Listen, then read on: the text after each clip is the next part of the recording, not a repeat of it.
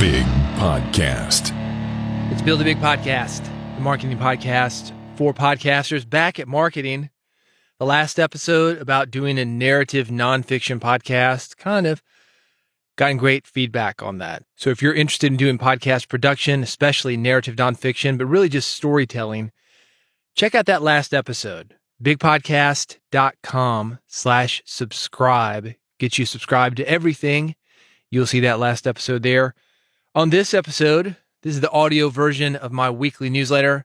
It goes out every Friday morning. If you want it in a written format, it's really easy to get through, probably 3 to 5 minutes. It's about how to grow your podcast, make better podcasts. That's all at bigpodcast.com. The audio version, this episode, I'm going to go a little bit deeper into it. I have heard a lot in the last few weeks about NFTs and Bitcoin. And Bitcoin's been going around, I think it was 2010 that I met this guy. Should have listened to him. Crazy guy, right?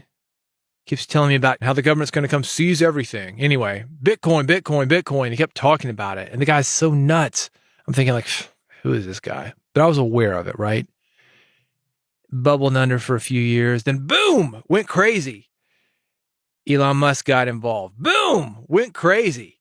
And now it's still a lot higher than it was when this dude was talking about it. I don't know. It was $10, $100. Who knows? Now it's 50 something $1,000, 60,000, depending on when you look at it.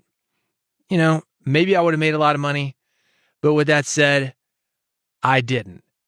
And as a disclaimer, I'm not going to give you any advice about cryptocurrency. I do want to talk about how it applies to podcasting, though. Imagine that you're playing the stock market or Bitcoin, whatever else. A lot of these guys that do that, they're trying to make 1,000 little transactions all the time. Day traders, right? Get in there, buy low, sell high, buy low, sell high, buy low, sell high. And they're going for a 1/10 of a point. Make that move. 1/10 of a point. Make that move. And they make a little bit of money each time. What they're trying to do is they're trying to maximize whatever outcome that they want. It's usually not the big swings that happen during the day. It's little bitty swings. And you think about that, your podcast is the same way.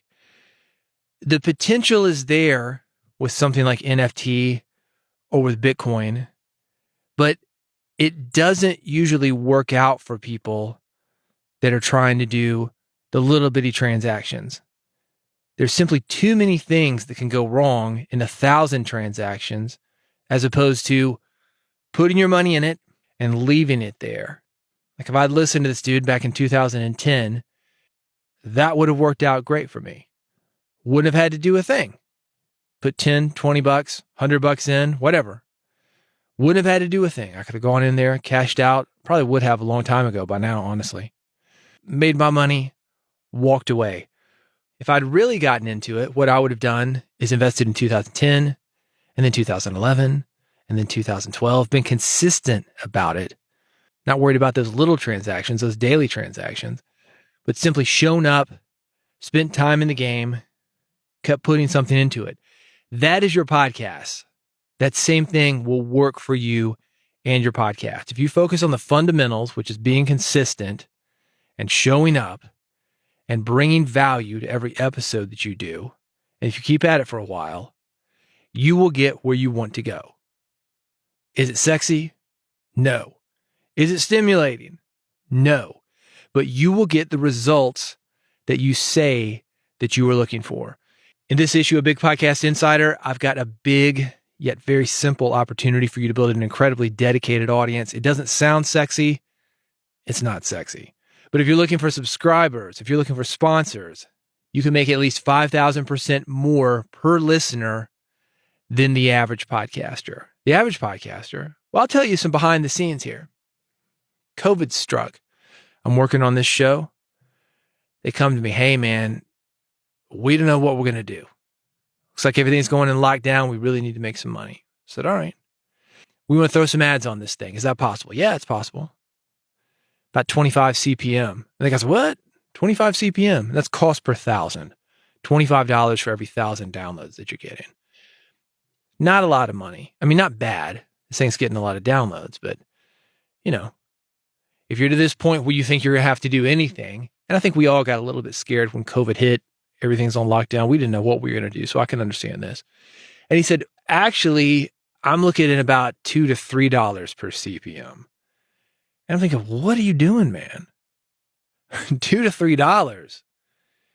Let's say you're getting 10,000 downloads per episode. Just throwing that number out there. All right. You're making 20 or 30 bucks. Is that really going to help you to do all this work for 20 or $30? No, probably not. To do all the work for $200 to $300. No, not really. Not really. Because one, it's a lot of work to set the thing up. You got to go in and redo the episodes or put in dynamic ads or something like that. The other thing that you're doing is you've got this audience and you've built this reputation with them. You built this relationship with them. And all of a sudden you're throwing ads in there just to make a few bucks. You're damaging that relationship that could be worth a whole lot more. They used to say this. They say you're stepping over dollars to pick up dimes. And that's what that was. However, I've got a way that if you've got a small audience, you can make a lot more money than even $25 CPM. And it's really niche marketing is what it is. That's what most of us do in the podcasting space when you think about it. That $2 to $3, that might work for you if you got something like Call Her Daddy with a huge audience. Basically, it's a general topic show that's kind of niched down. It's teenage girls or maybe 40-year-old men. I don't know who's listening to it. They know, though, it's got a big audience, and we've got a huge audience. Let's say 500,000 downloads per episode. I don't know, 100,000 downloads per episode, whatever. That adds up. That money stacks up very nicely. So let's get into it. This is something that did exist. Now it doesn't exist. This is where you can step in with your podcast, pick up those crumbs, and those crumbs are pretty good. It's the death of local newspapers.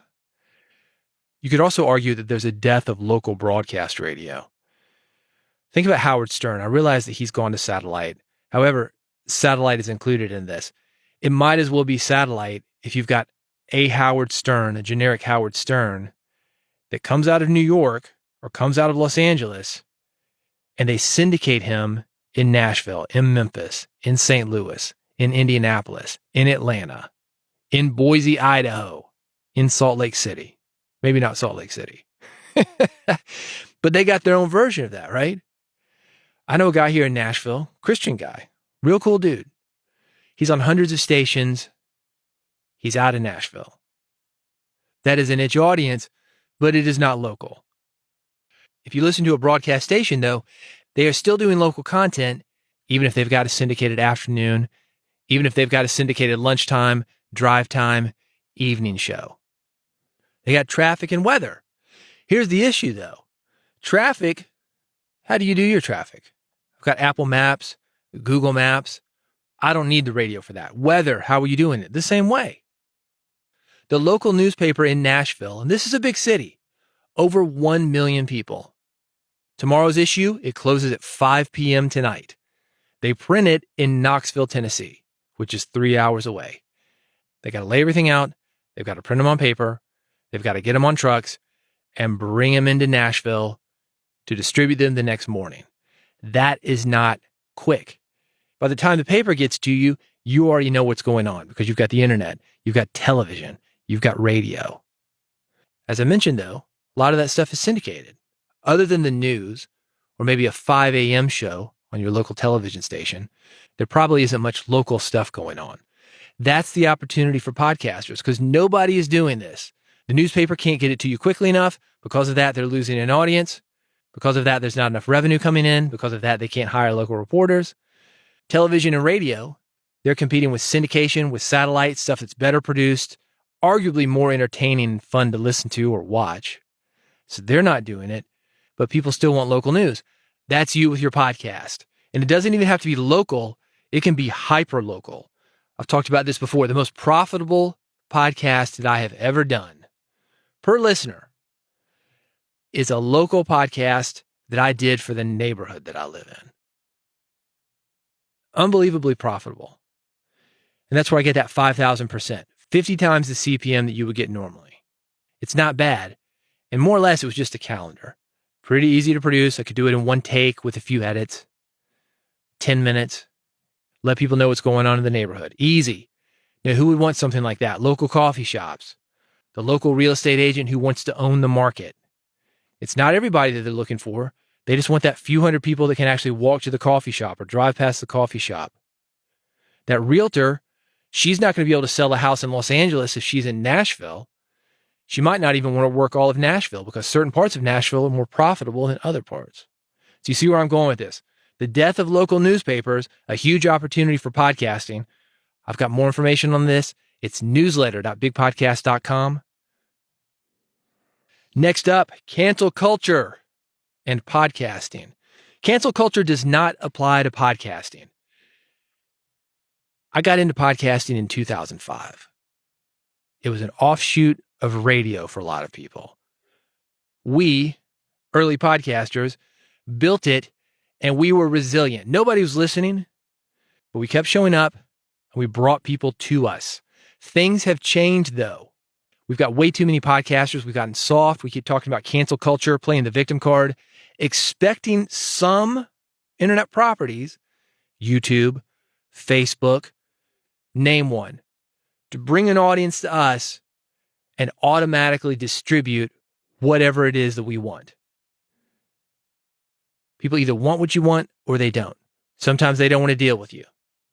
I want to take it back to the local thing. If I say, I want to turn my house into a check cashing store, a liquor store, and a strip club, you could try to do it, but there are consequences. It's not cancel culture because somebody's not going to let me do that. People just don't want to be associated with that. You wouldn't want to live next to it. Same thing with your podcast. Some people don't want you on their property. So you can't complain, cancel culture, cancel culture. Oh my God. Build your own, man. Be like those early podcasters. Build the network yourself. Figure out a way to get your podcast out to people yourself. You don't need to go to YouTube or Facebook. Either do it or you don't. Nobody is censoring you. People and companies might not want to be involved with you, but it doesn't keep you from doing it. What I've got linked at newsletter.bigpodcast.com. It's a great episode with Mark Maron. A lot of comics, Mark Maron is one of them, they are edgy. Dave Chappelle, edgy. Nobody's censoring Dave Chappelle. They're not censoring Mark Maron, but they don't want to necessarily be involved with them. There's a huge difference. If you don't understand it, learn it. Even if you do understand it, this is a great episode. Newsletter.bigpodcast.com. I've got it linked. Next up, this is funny to me. It's the Charlotte Podcast Festival, also known as the CLIT Festival. CLT. Is that right? Is it just CLT or is it CLIT? I don't know. Charlotte Podcast Festival. It was named one of the best podcast conferences by Buzzsprout. It is worth a look. It is virtual. It is free. November 30th through December 4th. Again, free and open to the public. It's got panel discussions. It's got seminars on podcasting, like how to record, edit, host, market podcast. There is a virtual networking event for podcast fans. You should check out that virtual networking event. There was an event here in Nashville. It's been a couple of years. It's called PodX. PodX was at the convention center. The convention center is huge. There could have been 10,000 people there. They wouldn't have filled it up.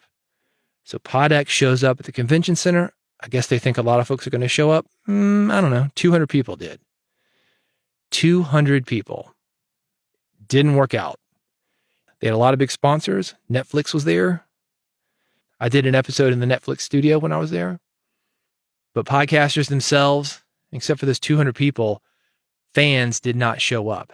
However, the best thing for me, I was able to connect with those fans in a way that I wouldn't have normally been able to. And they weren't fans of me. They were just fans of podcasts. I remember talking to a young lady. She might have been, 18, early 20s. She was really into D&D. Really into D&D. This thing, it was kind of like, if you imagine Comic-Con or Harry Potter or a Star Trek convention, but for podcasters, it was that kind of vibe. There were guys dressed up like superheroes and aliens and things, but they were into podcasts. Not people I would have normally met, but I was there and I had a great time talking to them. And it was really cool because I was able to hear people who were listening to podcasts that I don't make and podcasts that I don't normally listen to. And I got to find out why they really liked podcasting, why they were so enthusiastic that they were going to come to Nashville at an event that only 200 people were at when they could have held 10,000. I mean, that's the hardcore people. Why were they there? So that was great. I would suggest if you go to the Charlotte Podcast Festival, CLT Podcast Fest, check out one of those fan rooms. You can really get a vibe for why people are listening to the podcast, why they think it's so powerful, and bring that to your audience. Bring that into your podcast. Newsletter.bigpodcast.com has it. Next up, ACX audiobook production using Audacity. You know I'm a big fan of Audacity. I'm recording and editing this podcast on Audacity right now. If you're considering using your podcasting talents to produce audiobooks, which I know a lot of people are, there's a short and very cheap course from a man named Mike Adams that is amazing. Mike has a great Audacity course. It's on Udemy, and I wrote off Udemy. I said, junk on Udemy, man. That's one step above free YouTube videos. Even the free YouTube videos are better than Udemy a lot of the times. But I saw this course by Mike Adams, this Audacity course. He won me over. I said, man, Mike, you're charging like $20 for this thing. It's actually really good. It should be like $100 or more. He said, I want to make it affordable to people. He's back with that same philosophy. He has an ACX audiobook production using Audacity course. It will be very helpful for you if you are looking to get into audiobooks, whether or not you're using Audacity. I've used Audacity for hundreds of projects. Like I said, I'm using it for this podcast. I used it for the audiobook version of my book, Big Podcast. If you haven't heard that, bigpodcast.com/book. You can download it for free. I bring these things up because I'm pretty comfortable with Audacity. I watched this course from Mike, still learned some things. It's worth it. If you use Audacity, if you're looking to get into audiobooks, check it out. I've got everything linked. Newsletter.bigpodcast.com. UCast, Podcast Advertising Marketplace. This is a true story. This came through just a couple of hours before I did this newsletter. I got a request to run podcast ads for a male grooming company. You know what I'm saying? Here's what they wrote me. We came across Build a Big Podcast and think your content is a great fit for us. My name's Ann, and I'm reaching out on behalf of the audio marketing team at Manscaped. Manscaped. Use your imagination. So I go to their site. They've got products like the Lawnmower 4.0. They've got anti-chafing boxer briefs. None of it has to do with podcasting, but I guess they feel like, I don't know, I've got a male audience. I don't, strangely enough. Well, half men. I've got a lot of women that listen to this podcast. And maybe these guys thought it would be a good gift. The women who listen to Build a Big Podcast, maybe they like a nicely shaved man, nicely manicured lawn. Maybe they'd be into Manscaped. Didn't make sense to me. If you've got your email listed in your RSS feed, you've probably gotten requests like this. This is exactly what I was talking about when I was talking about CPM advertising. These are the guys that are paying $2-3 for every 1,000. They don't care. It's cheap enough and it's broad enough. All men, or maybe some women who like a well-groomed man, and they've got the stats on their webpage. You know, it's marketing. They got to make the men insecure. It's all the things that women have had to deal with for years. They've got that for men on the Manscaped site. That's the kind of thing that if you heard, you'd be like, what is he talking about? That's not at all why I'm listening to this podcast. However, if I told you about something that was going to be helpful for you in growing an audience, getting more people to your podcast, making a podcast that people actually care about, that kind of ad might be welcomed by you. It'd be a lot more likely to be welcomed by you. And if you're looking to run ads like that on your podcast, there's a service called UCast that you may want to look at. I've not used this service. This is not an endorsement. This is not an advertisement. I simply want to keep you up to date on options for you to monetize your podcast. And matchmaker sites, that's basically what this is. That seems to be where things are headed. You tell them what your podcast is about. You tell them maybe demographics, download numbers, subjects that you were talking about. They match you up with somebody who would like to advertise on your podcast. And in theory, somebody that your listeners would like to hear about. If you want to find out more information about it, newsletter.bigpodcast.com. If you like this newsletter, by the way, the audio version of the newsletter, bigpodcast.com, that's where to subscribe. If you sign up for the podcast, you will continue to get this, bigpodcast.com/subscribe. While you're there, sign up for the mailing list. I will make sure that every Friday morning you get the Big Podcast Insider email newsletter. It is free. You can unsubscribe at any time. It'll take you 3 to 5 minutes to go through. I'm going to keep you up to date on these new opportunities like UCast, keep you up to date on opportunities that you can use on your existing podcasts, such as going more local or bringing that local energy, going more niche with your content to help that CPM go up, to help listener interaction go up, to help attract the audience that you want. I've got it all. I'm a marketing guy. I just happened to get into radio because I wanted to market myself. And it's been that way from day one. 1991, I walked into a radio class at the University of Memphis, sat down. He says, "Why are you here?" I said, "I'm in a band. I want to get a job at the station. This is how to do that. I'm going to play my own music." He said, "You can't do that. That's illegal."